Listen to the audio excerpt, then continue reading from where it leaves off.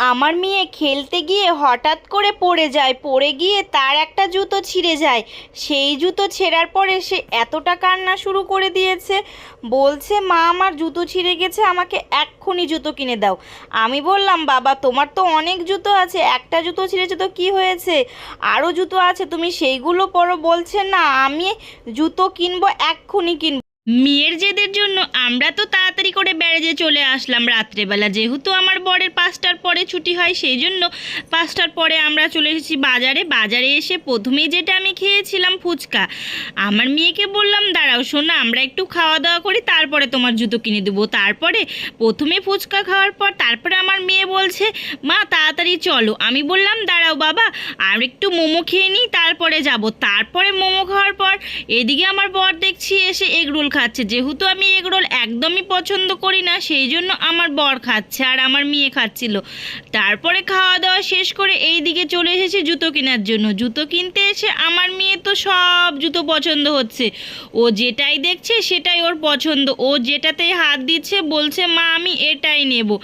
আমি বললাম দাঁড়াও বাবা একটু ভালোভাবে জুতোগুলো দেখি তারপরে তোমাকে নিয়ে দিব।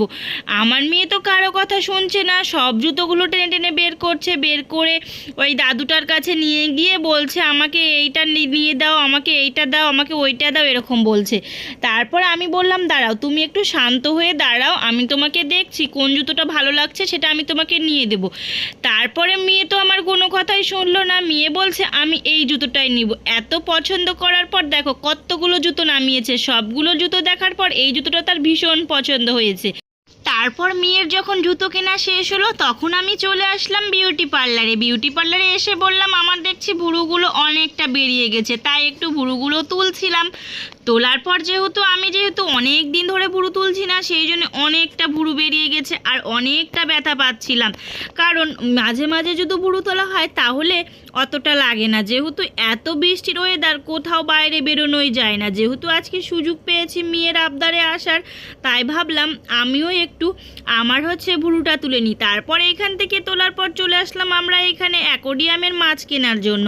যেহেতু আমরা এই দোকান থেকেই সমস্ত মাছ কিনি, এসে দেখছি অনেক রকমের মাছ নিয়েছে, আমার বড় অনেক রকমের মাছ কিনে নিয়েছে। সেইখান থেকে কেনার পর এখানে নিয়ে নিলাম আমরা ঠাকুরের সেই পাড়ার যে কাপড়গুলো, ঠাকুর যেখানে আমি বসাই সেখানে কাপড়গুলো লাগতো, সেই কাপড়গুলো নেওয়ার পর তারপরে নিয়ে নিলাম একটা ঝাড়ু।